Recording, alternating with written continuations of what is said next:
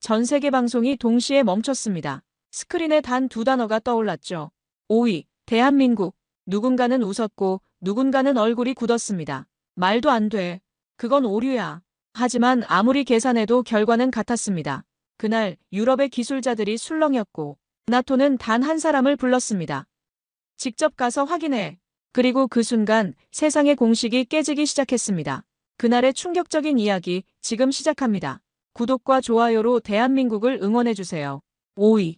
대한민국. 저는 그 두 단어를 믿을 수 없었습니다. 아니, 믿고 싶지 않았죠. 저는 마르쿠스 바그너입니다. 독일 출신 방산기술평가 전문가로 18년을 살았습니다. 라인메탈 전차개발본부에서 엔지니어로 일했고 지금은 나토 자문위원입니다. 제가 본 세계는 명확했습니다. 미국, 러시아, 독일, 프랑스. 이게 기술의 중심이었죠. 그런데 한국이 5위라고요? 이건 계산 실수일 겁니다. 알고리즘 오류겠죠. 저는 그날 아침 브뤼셀 나토 산업기술 포럼 대기실에 있었습니다. 커피를 마시며 뉴스를 보고 있었죠. 벽에 걸린 대형 스크린에서 CNN 인터내셔널이 흘러나왔습니다. GFP 2025 군사력 순위 발표였습니다. 앵커가 말했습니다. 올해 순위에 큰 변화가 있다고. 1위 미국, 2위 러시아, 3위 중국, 4위 인도. 여기까진 당연했습니다. 매년 비슷한 순서였으니까요. 그런데 5위에 대한민국이라는 이름이 박혀 있었습니다. 저는 커피를 내려놓고 화면을 다시 봤습니다. 틀린 게 없었습니다. 한국이 독일, 프랑스, 영국을 제치고 5위에 올라 있었죠. 독일은 6위로 밀려나 있었습니다. 말도 안 됐습니다. 옆자리 프랑스 대표 피에르가 웃으며 말했습니다. 저도 그를 알고 있었습니다. 탈레스에서 20년 넘게 일한 베테랑이었죠. 5위. 한국이? 그건 숫자 노름이야. 병력 숫자만 많으면 뭐하나. 영국 쪽 자문위원도 말했습니다. K2 전차는 여전히 독일 엔진 의존형이지. 5위라니 과대평가야. 저도 수긍했습니다. 맞는 말이었죠. 한국 무기를 제대로 본 적도 없었습니다. 나토 기술 포럼에서 한국 기업이 발표한 적도 거의 없었죠. 지난 18년간 제가 참석한 수십 번의 회의에서 한국은 단 한 번도 주요 의제가 된 적이 없었습니다. 그런데 5위라고요? 저는 노트북을 열고 GFP 보고서를 직접 확인했습니다. 공식 웹사이트에 접속했습니다. 평가 항목이 나왔습니다. 병력, 장비 수량, 국방 예산, 산업 생산력, 지리적 요소, 자원 확보 능력. 숫자는 맞았습니다. 한국은 모든 항목에서 높은 점수를 받았습니다. 하지만 숫자가 전부는 아니었죠. 저는 18년간 무기 체계를 평가했습니다. 진짜 실력은 현장에서 나옵니다. 데이터는 거짓말을 하지 않지만 맥락을 숨기기도 하죠. 저는 그걸 너무 잘 알고 있었습니다. 실제 데이터를 봐야 한다.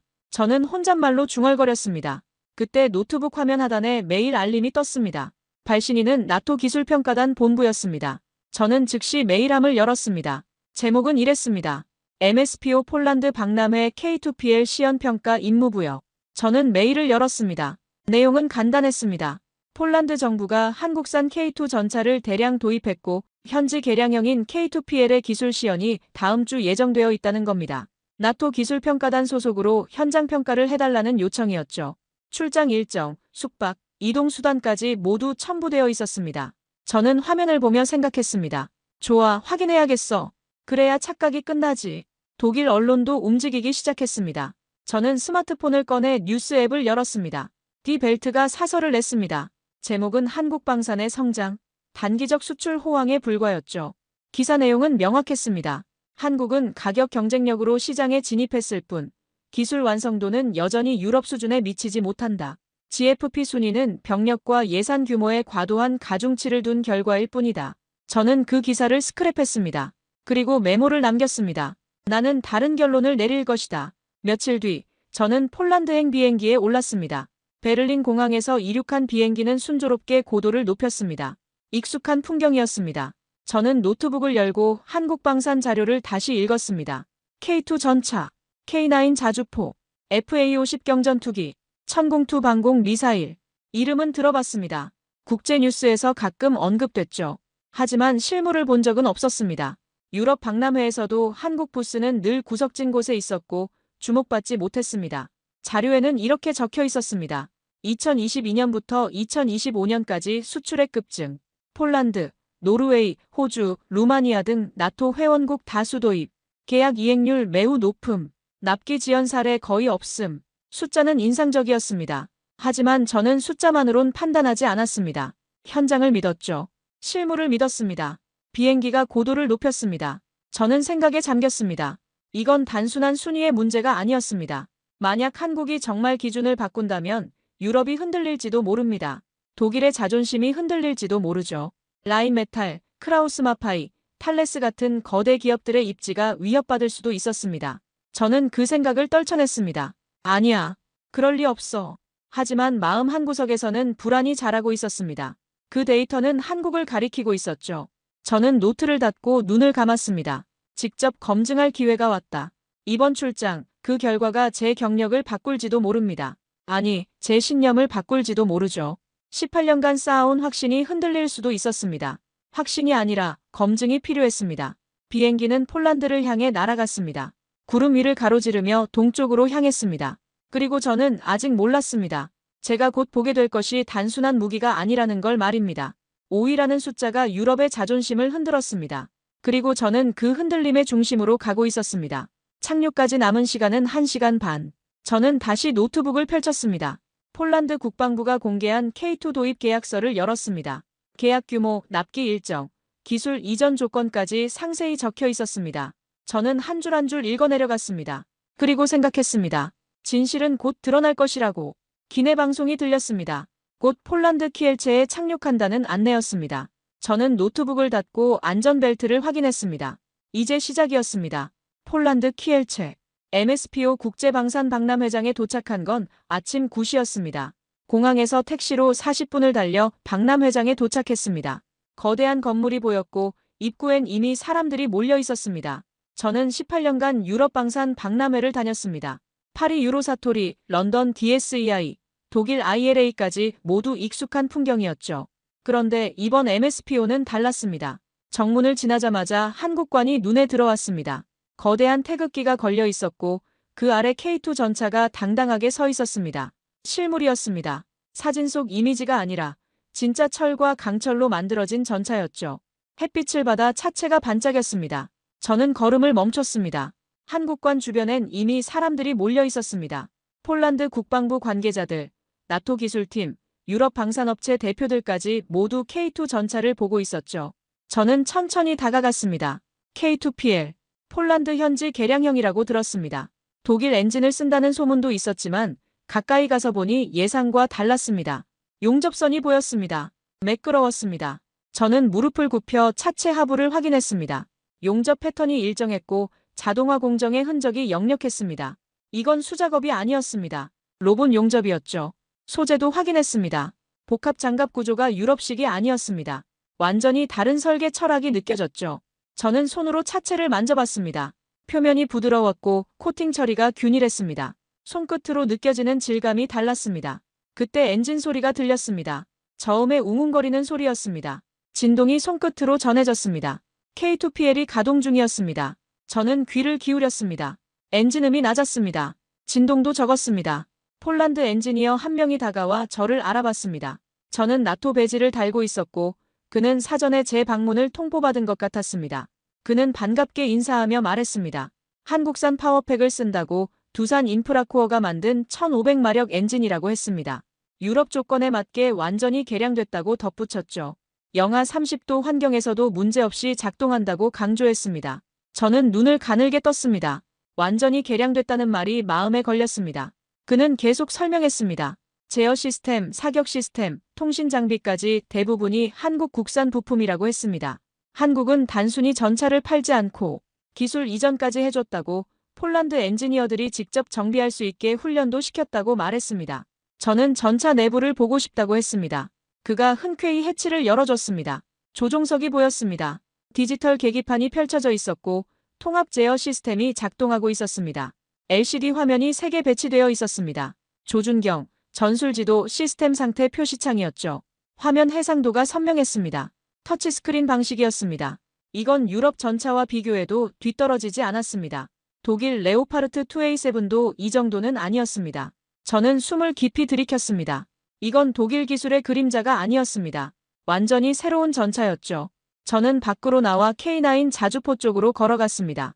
역시 실물이 전시되어 있었고 포신이 하늘을 향하고 있었습니다. 노르웨이 국방부 대표 한 명이 K9 앞에 서 있었습니다. 저는 그에게 말을 걸었습니다. 노르웨이도 K9을 쓴다고 들었다고 했더니 그가 돌아보며 미소를 지었습니다. 이미 그들 부대 핵심 장비라고 했습니다. 저는 운용 상태를 물었습니다. 그가 말했습니다. 완벽하다고 북극 환경에서도 문제없이 작동한다고 했습니다. 영하 40도에서도 엔진이 걸리고 사격 정확도도 떨어지지 않는다고 덧붙였죠. 지난 겨울 나르비크 훈련에서 직접 확인했다고 강조했습니다. 저는 놀랐습니다. 독일제 PGH-2000은 영하 30도에서 고장났다는 사실을 알고 있었습니다. 유압 시스템이 얼어붙었다는 보고서를 직접 읽었으니까요. 작년 나토 훈련에서 실제로 발생한 일이었습니다. 주변에서 프랑스 기자 2명이 대화하는 소리가 들렸습니다.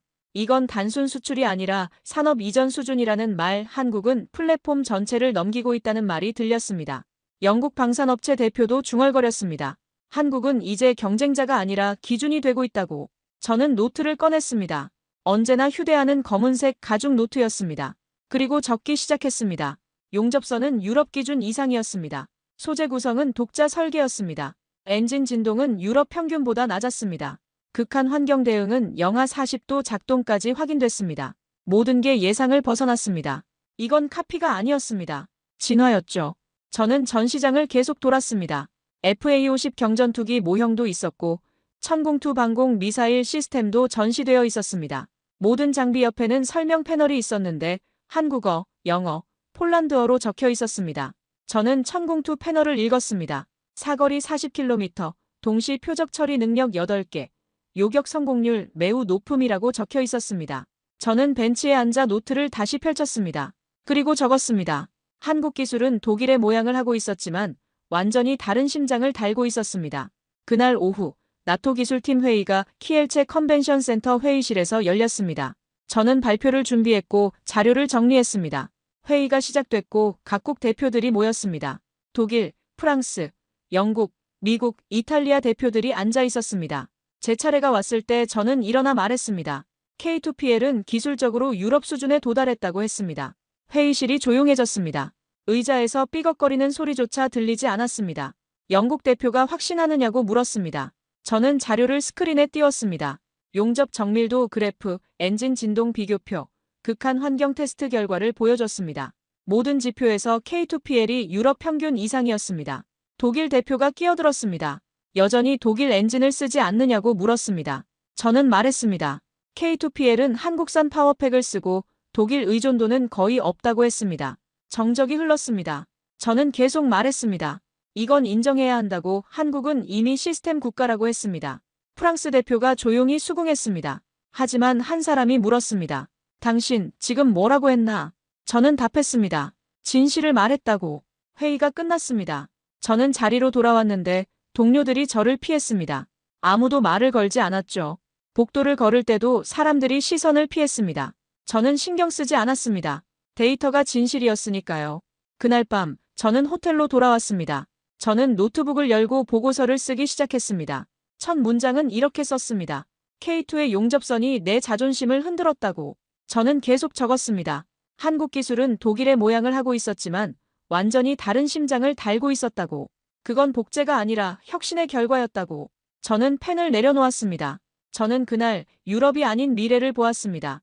그리고 그 미래엔 한국이 있었습니다. 브뤼셀, 나토 산업 포럼이 열리는 날이었습니다. 저는 일주일 전 폴란드에서 돌아왔습니다. 머릿속이 복잡했죠.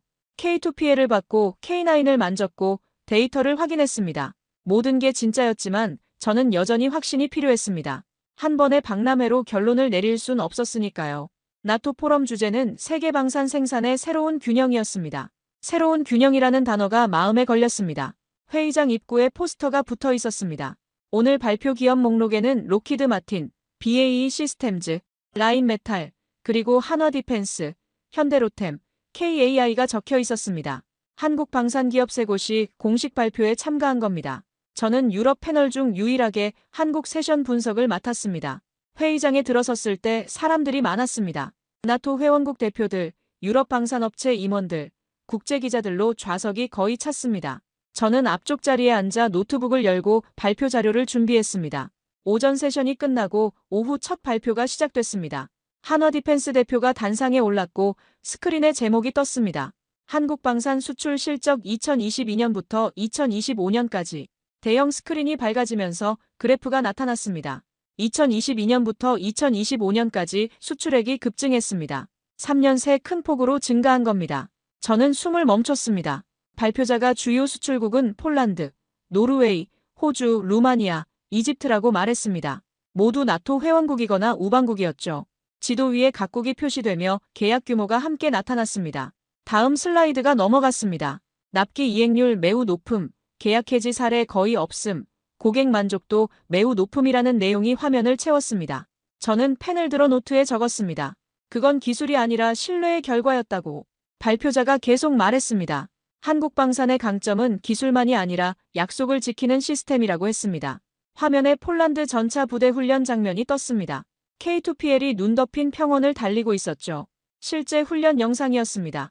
발표자는 폴란드가 계약 후 18개월 만에 첫 배치를 받았다고 덧붙였습니다. 유럽 업체는 평균 36개월이 걸린다는 사실과 대조되는 수치였습니다. 절반이었습니다. 청중이 웅성거렸습니다. 저는 주변을 둘러봤습니다. 독일 대표들이 굳은 표정으로 화면을 보고 있었습니다. 발표가 끝나고 질의응답 시간이 왔습니다. 영국 대표가 손을 들어 한국의 품질은 여전히 검증 중 아니냐고 물었습니다. 저는 참을 수 없었습니다. 손을 들었고 사회자가 저를 지목했습니다. 저는 일어나 말했습니다. 검증은 끝났다고. 회의장이 조용해졌습니다. 시선이 저에게 쏠렸습니다. 저는 제 신분을 밝히며 말을 이었습니다. 일주일 전 폴란드 MSPO에서 K2PL을 직접 검증했다고. 용접선, 소재 구성, 엔진 성능, 모든 항목에서 유럽 기준 이상이었다고 말했습니다. 영국 대표가 그건 한 사례일 뿐이라고 반박했습니다. 저는 말했습니다. 노르웨이는 K9을 북극에서 운용 중이고 영하 40도에서도 작동한다고. 폴란드는 K2를 대량 도입했다고. 이게 한 사례냐고 물었습니다. 청중이 웅성거렸습니다. 저는 자료를 스크린에 띄웠습니다. 폴란드 국방부 보고서였습니다. K2PL 운용 6개월 성과, 기계, 고장률 매우 낮음, 나토 평균보다 현저히 낮음이라는 내용이 화면에 나타났습니다. 저는 말했습니다. 실전 배치가 증명했다고. 한국 무기는 검증이 끝났다고. 프랑스 대표가 조용히 수긍했습니다. 독일 대표는 표정이 굳어 있었습니다. 회의가 끝나고 저는 나토 본부 사무실로 갔습니다. 보고서를 써야 했습니다. 책상 앞에 앉아 컴퓨터를 켰습니다. 새 문서를 열고 제목을 입력했습니다. 한국방산, 신뢰성이라는 새로운 기준. 첫 문장을 썼습니다. 한국은 더 이상 수입국이 아니라 세계가 신뢰할 만한 생산자라고. 저는 손을 멈추고 생각했습니다. 이 문장이 맞는지 고민했죠. 저는 데이터를 다시 확인했습니다. 국제평화연구소 보고서를 열었고 폴란드 국방부 계약서를 받고 노르웨이 운용 보고서를 읽었습니다. 모든 자료가 같은 결론을 가리켰습니다. 한국은 약속을 지켰습니다. 납기를 지켰고 품질을 지켰습니다. 저는 키보드를 두드렸습니다. 유럽은 기술로 싸우지만 한국은 신뢰로 이긴다고 적었습니다. 저는 계속 적었습니다. 납기 준수는 우연이 아니라 시스템이라고. 한국방산은 무기를 만들지 않고 신뢰를 만든다고 썼습니다. 보고서를 저장했습니다. 이제 유럽은 뒤따라가야 했습니다. 신뢰가 기술보다 강한 무기였으니까요. 저는 그날 통계가 아닌 진실을 보았습니다. 그리고 그 진실은 제 경력 18년을 뒤흔들고 있었습니다. 다음 날 아침 저는 이메일을 확인했습니다. 나토 기술위원회에서 메일이 와 있었습니다. 보고서 초안을 검토했다고. 매우 흥미로운 분석이지만 일부 표현이 논란의 소지가 있으니 수정을 고려해달라는 내용이었습니다. 저는 고개를 저었습니다. 논란의 소지라는 말이 이해되지 않았습니다. 진실이 논란입니까? 저는 답장을 썼습니다. 데이터에 기반한 분석이니 수정할 부분이 없다고. 전송 버튼을 눌렀습니다. 저는 의자에 기대어 천장을 봤습니다. 이건 단순한 보고서가 아니었습니다. 이건 인정의 문제였죠. 유럽이 한국을 인정할 준비가 됐는지 저는 몰랐습니다. 하지만 저는 준비가 됐습니다. 진실을 말할 준비가. 그날 오후 저는 산책을 나갔습니다. 브뤼셀 광장에는 관광객들이 많았고 사진을 찍고 있었습니다. 길거리 음악가가 바이올린을 켜고 있었습니다. 저는 벤치에 앉아 생각에 잠겼습니다. 폴란드에서 본 K2PL의 용접선, 노르웨이에서 확인한 K9의 일관성, 그리고 오늘 회의장에서 공개된 납기 준수 기록. 모든 것이 한 방향을 가리키고 있었습니다. 하늘이 맑았습니다. 구름 한 점 없는 가을 하늘이었습니다. 저는 사무실로 돌아가 보고서를 최종 검토했습니다. 이 보고서가 어떤 파장을 일으킬지 몰랐지만 저는 확신했습니다. 진실은 언젠가 드러납니다. 그리고 그 진실은 이미 제 눈앞에 있었습니다. 보고서가 유출됐습니다. 저는 나토 내부 기술 브리핑용으로 초안을 작성했습니다. 제목은 한국형 재래식 무기체계 유럽 수준 도달이었죠. 그런데 누군가 언론에 넘겼습니다. 독일 디 벨트가 일면에 띄웠습니다. 독일 전문가, 한국 무기 찬양 논란이라는 헤드라인이었습니다. 부제는 나토 자문위원 바그너 한국 전차가 유럽 수준 도달했다 주장이었습니다. 저는 아침에 신문을 보고 커피를 쏟을 뻔했습니다. 기사는 일면 전체를 차지하고 있었습니다. 전화가 울렸습니다. 라인메탈 관계자였습니다. 그는 제 정신이 있느냐고 물었습니다. 목소리가 떨리고 있었습니다. 저는 데이터를 받고 사실대로 썼다고 답했습니다. 그가 한국이 우리보다 낫다는 게 사실이냐고 따져 물었지만 저는 유럽 수준에 도달했다고 썼을 뿐이라고 말했습니다.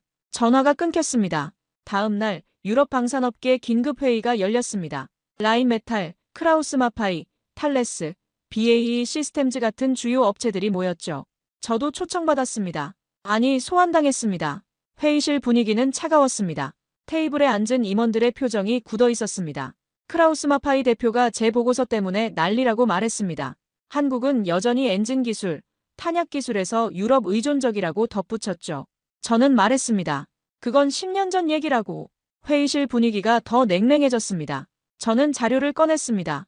K2PL은 한국산 파워팩을 쓰고 K9의 포탄도 한국에서 생산한다고 설명했습니다. 의존도는 거의 없다고 덧붙였죠. 라인메탈 관계자가 핵심 부품은 여전히 유럽산이라고 반박했습니다. 저는 폴란드 계약서를 펼쳤습니다. 부품 국산화율이 매우 높다는 수치를 보여줬습니다. 핵심 부품도 한국산이라고 말했죠. 사격 통제 장치, 통신 시스템, 능동 방호 시스템 모두 한국이 독자 개발했다고 설명했습니다. 회의실이 조용해졌습니다. 한 사람이 말했습니다. 그럼 이제 우리 편이 아니라고. 저는 답했습니다. 저는 편이 아니라 사실 편이라고. 분위기가 얼어붙었습니다. 회의가 끝나고 언론 인터뷰 요청이 쏟아졌습니다. 독일 공영방송이 전화했습니다. 기자가 한국 무기가 유럽 전차보다 낫다고 보느냐고 물었습니다. 저는 조심스럽게 데이터는 그렇게 말하고 있다고 답했습니다. 기자가 데이터냐고 되물었고 저는 납기 준수, 운용비 절감, 현장 신뢰도 모든 지표에서 한국이 앞선다고 설명했습니다. 기자가 다시 물었습니다. 그럼 독일 기술이 뒤처졌다는 건지. 저는 한숨을 쉬었습니다. 뒤처진 게 아니라 한국이 따라잡은 거라고 말했습니다. 그날 저녁 폴란드 국방부에서 이메일이 왔습니다. 내부 보고서였습니다. 제목은 K2PL 운용 성과 분석이었죠. 저는 파일을 열었습니다. 주요 내용을 읽었습니다. 계약 일정 준수, 부품 공급 안정적, 훈련 효율성 목표 달성, 운용비 절감이라는 내용이 나열되어 있었습니다. 상세한 표와 그래프가 첨부되어 있었습니다. 저는 화면을 뚫어져라 봤습니다. 저는 노트에 적었습니다. 진실을 말한 죄는 언제나 크다고. 그날 밤 저는 생각했습니다. 이건 단순한 기술 논쟁이 아니었습니다. 기득권과 현실의 충돌이었죠. 제가 확인한 사실들을 그들은 받아들이려 하지 않았습니다. 기득권은 변화를 두려워합니다. 하지만 한국의 기술은 말이 아니라 성과로 존재했습니다. 저는 보고서를 다시 열었습니다. 그리고 마지막 문장을 추가했습니다. 유럽은 여전히 거울 속의 과거를 보고 있다고. 이제 논쟁은 끝났습니다. 남은 건 증거뿐이었습니다. 며칠 뒤 독일 방산협회에서 공식 입장문을 발표했습니다. 한국 방산의 성장은 인정하지만 여전히 유럽이 기술적 우위를 점하고 있다는 내용이었습니다. 저는 그 입장문을 읽으며 씁쓸하게 웃었습니다. 그들은 여전히 숫자를 보지 않고 있었습니다. 저는 서랍에서 폴란드 보고서를 꺼냈습니다. 다시 한번 읽었습니다. 계약 준수, 고장률 낮음, 운용비 절감. 숫자는 명확했습니다. 저는 노트북을 열고 추가 보고서를 작성하기 시작했습니다. 제목은 한국방산의 현장 신뢰성 분석이었습니다. 저는 폴란드, 노르웨이, 호주의 운용 데이터를 모두 모았습니다. 각국의 만족도 조사 결과도 첨부했습니다. 모든 자료가 한 방향을 가리켰습니다. 한국은 신뢰를 만들고 있었습니다. 저는 보고서를 저장하면서 생각했습니다. 유럽 방산업계는 아직도 과거의 영광에 머물러 있지만 세계는 이미 앞으로 나아가고 있다고. 하지만 저는 달랐습니다. 저는 미래를 보고 있었습니다. 그리고 그 미래엔 한국이 있었습니다.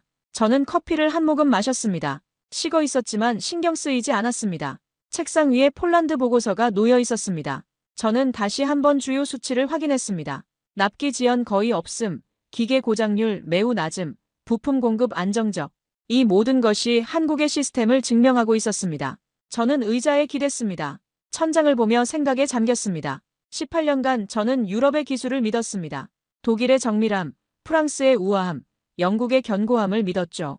하지만 한국은 다른 방식으로 증명했습니다. 약속을 지키는 것으로, 신뢰를 쌓는 것으로. 저는 노트북을 닫았습니다. 시계를 봤습니다. 밤 11시였습니다. 내일도 또 다른 회의가 있을 겁니다. 또 다른 논쟁이 있을 겁니다. 하지만 저는 준비가 되어 있었습니다. 진실은 한번 드러나면 다시 숨길 수 없으니까요.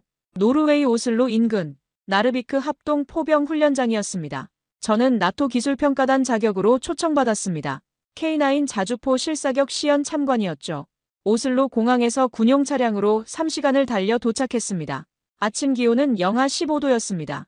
바람이 차가웠고 숨을 쉴 때마다 입김이 하얗게 피어올랐습니다.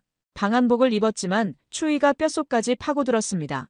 훈련장엔 K9이 육문 배치되어 있었습니다. 눈 덮인 벌판에 일렬로 늘어선 모습이 인상적이었습니다. 노르웨이군 포병대가 운용 중이었죠.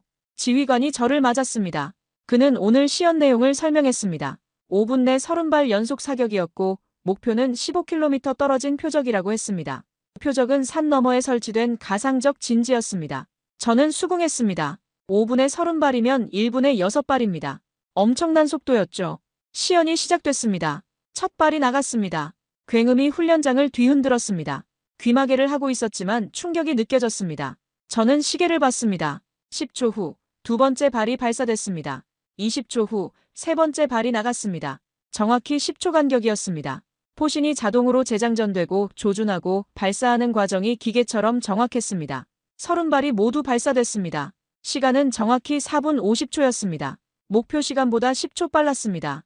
지휘관이 무전으로 명중률을 확인했습니다. 명중률이 매우 높았다는 보고가 들어왔습니다. 저는 숨을 멈췄습니다. 그건 통계가 아니라 완벽한 반복이었습니다. 저는 지휘관에게 이 정도 명중률이 매번 나오느냐고 물었습니다. 그가 웃으며 K9은 일관성이 무기라고 답했습니다.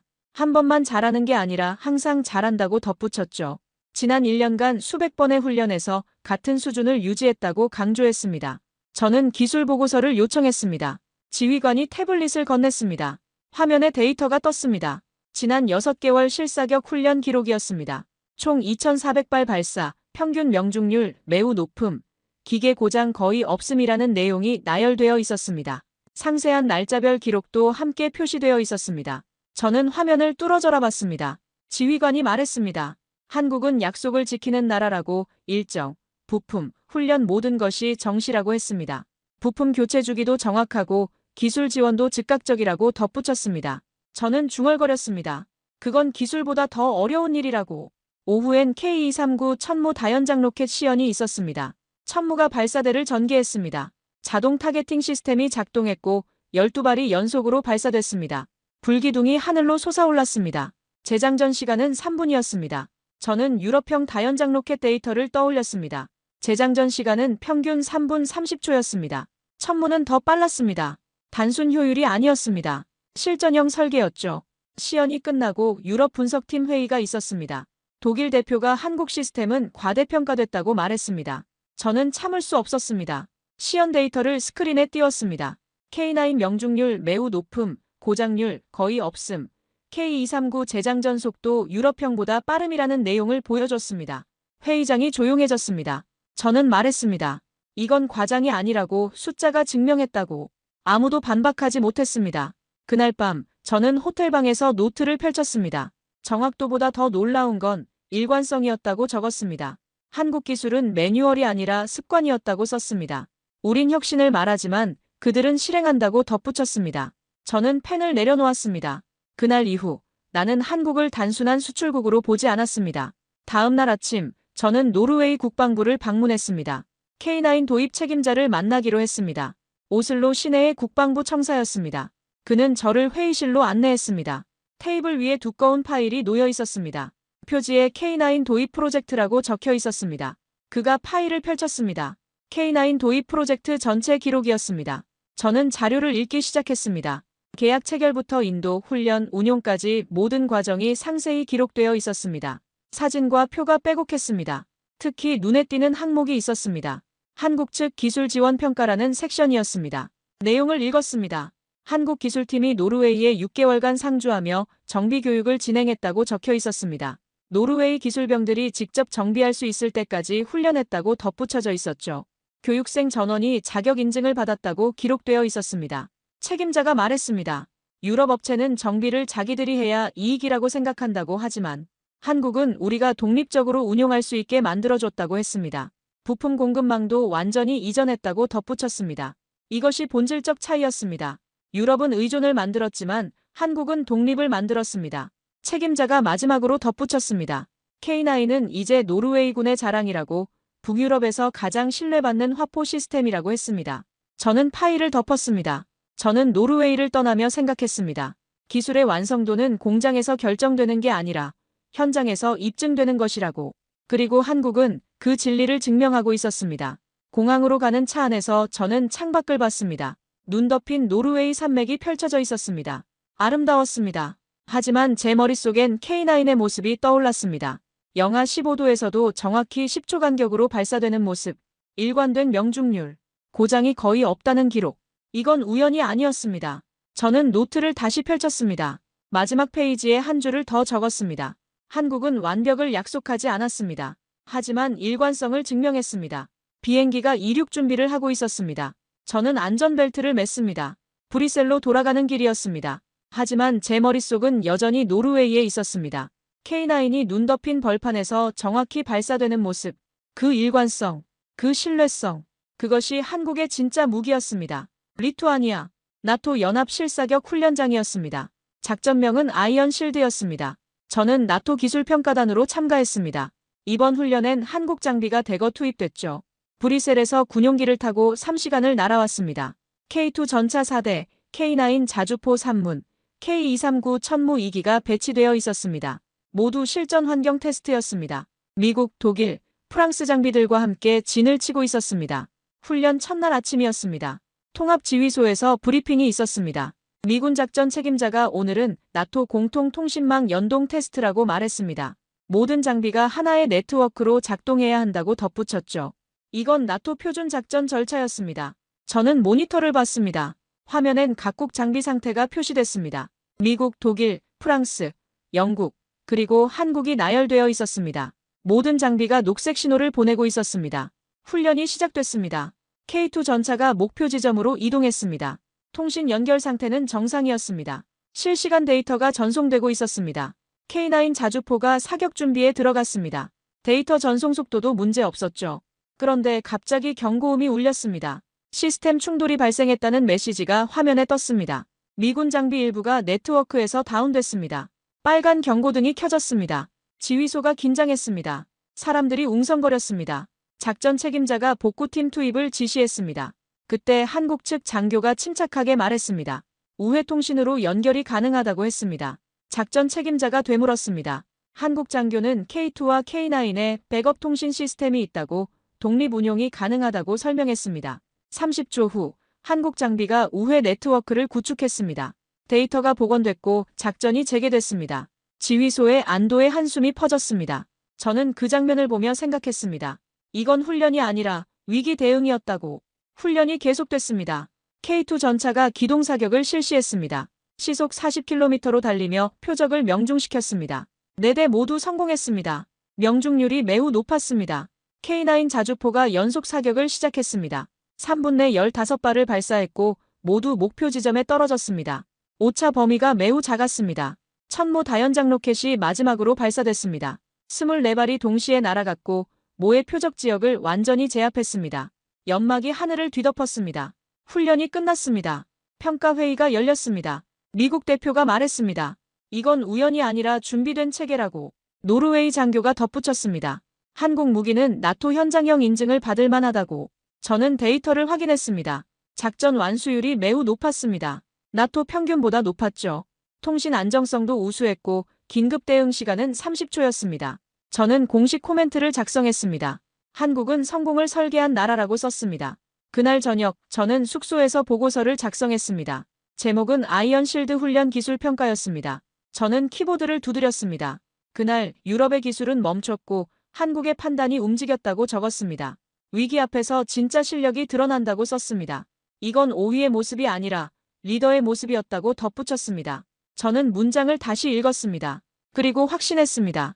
저는 그 순간 세계의 중심축이 이동하는 걸 목격했습니다. 기술보다 중요한 건 시스템이었고 그 시스템이 만들어내는 신뢰가 진짜 무기였습니다. 다음 날 저는 훈련장을 다시 방문했습니다. 한국 기술팀이 장비를 점검하고 있었습니다. 저는 그들을 지켜봤습니다. 체계적이었습니다.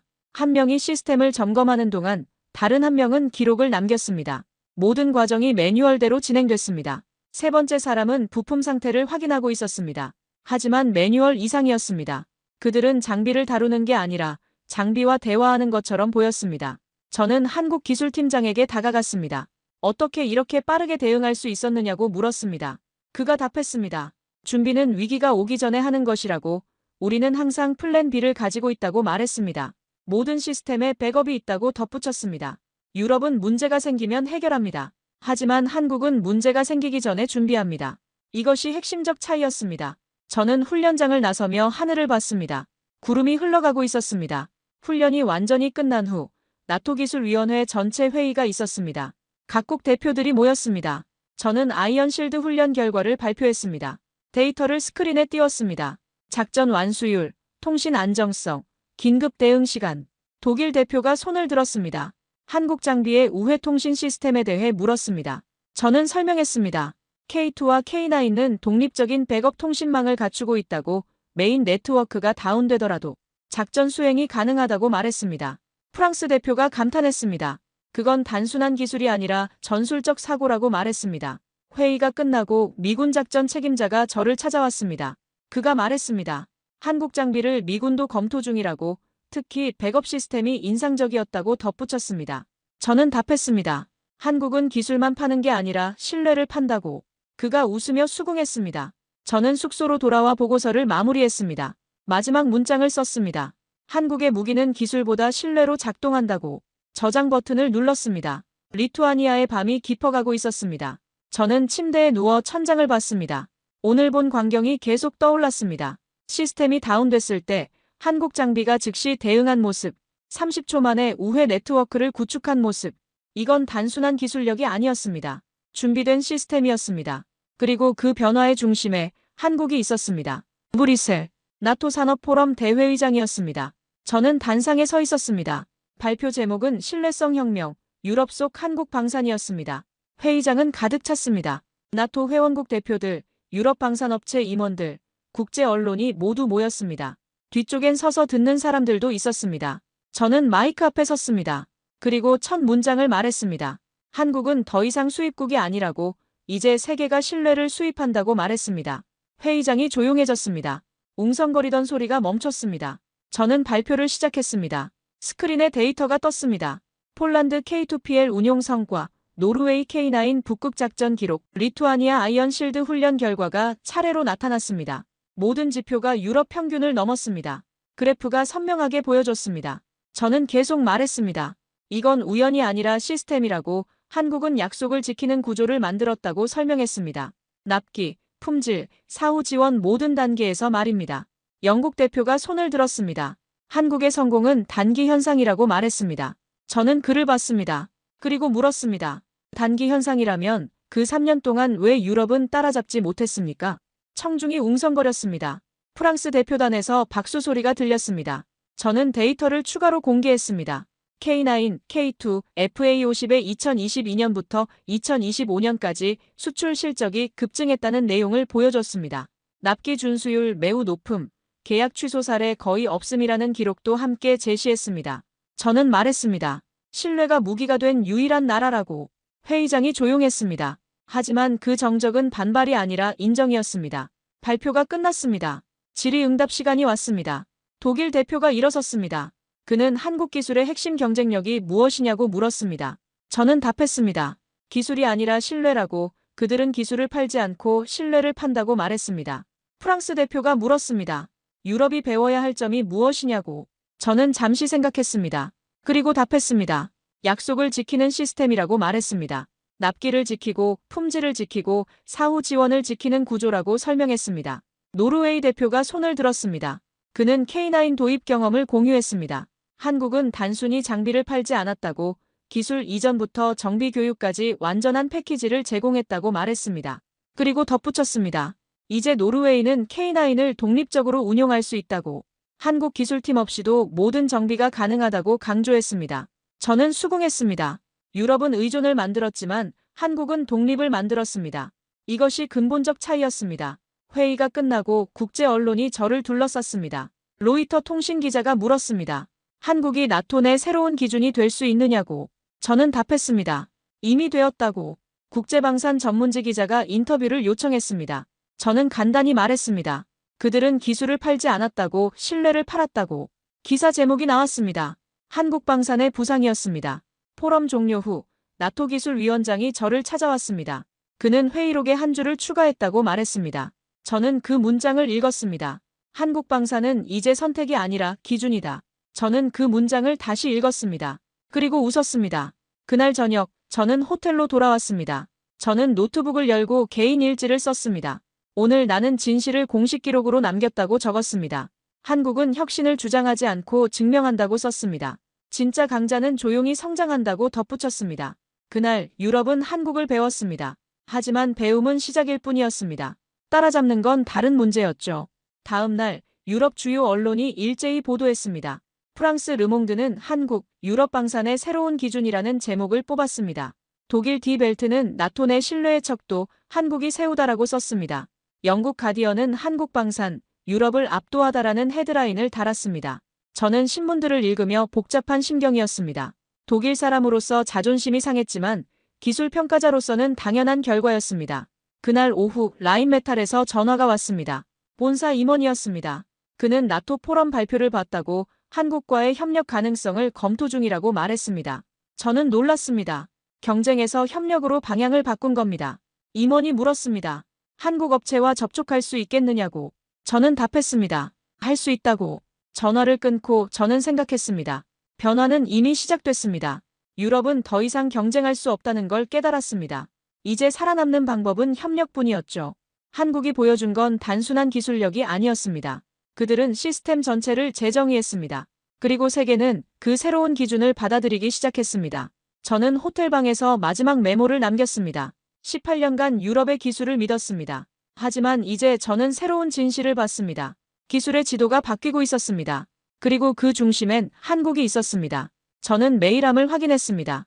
각국에서 문의 메일이 쏟아지고 있었습니다. 폴란드, 노르웨이, 호주 모두 한국 방산에 대한 추가 정보를 요청하고 있었습니다. 저는 그 메일들을 보며 확신했습니다. 변화는 되돌릴 수 없다고. 저는 침대에 누웠습니다. 천장을 봤습니다. 오늘 제가 한 발표가 어떤 파장을 일으킬지 몰랐습니다. 하지만 한 가지는 확실했습니다. 진실은 이제 공식 기록이 됐습니다. 나토 회의록에 영구히 남을 겁니다. 한국 방산은 이제 선택이 아니라 기준이다. 이 문장 하나가 모든 걸 바꿀 겁니다. 저는 눈을 감았습니다. 내일은 또 다른 회의가 있을 겁니다. 또 다른 질문이 있을 겁니다. 하지만 저는 진실을 말할 준비가 되어 있었습니다. 나토 기술 보고서 공식 발표가 있었습니다. 제목은 한국 모델 신뢰를 통한 전력 증강이었습니다. 저는 공동 저자로 이름이 올라갔습니다. 18년 경력에서 가장 의미 있는 보고서였습니다.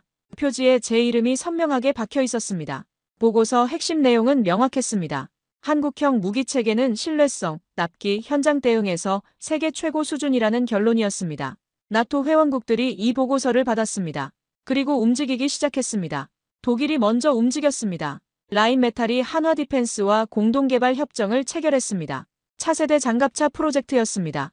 폴란드는 추가 계약을 발표했습니다. K2 전차 K9 자주포를 추가로 도입한다고 밝혔습니다. 노르웨이도 발표했습니다. K9 추가 도입과 함께 천공 방공 시스템을 검토 중이라고 했습니다. 변화는 빨랐습니다. 저는 이 모든 과정을 지켜봤습니다. 그리고 기록했습니다. 유럽 방산산업 구조가 바뀌고 있었습니다. 한국과 협력하지 않으면 뒤처진다는 인식이 확산됐습니다. 런던 국제방산 전시회가 열렸습니다. 저는 참관단으로 참석했습니다. 한국 부스 앞에 사람들이 몰렸습니다. 전년도와 비교할 수 없을 정도였습니다. 작년엔 한국 부스가 구석에 있었지만 올해는 중앙홀에 배치되어 있었습니다. 부스 중앙에 슬로건이 걸려 있었습니다. 신뢰로 만든다. 저는 그 문구를 보며 웃었습니다. 정확한 표현이었습니다. 기자회견이 있었습니다. 저는 패널로 참석했습니다. 함께 앉은 사람들은 미국, 프랑스, 영국 대표들이었습니다. 기자가 물었습니다. 한국은 여전히 군사력 5위입니까? 저는 잠시 생각했습니다. 그리고 답했습니다. 아니라고, 그건 순위가 아니라 신념의 차이라고 말했습니다. 회장이 조용해졌습니다. 저는 계속 말했습니다.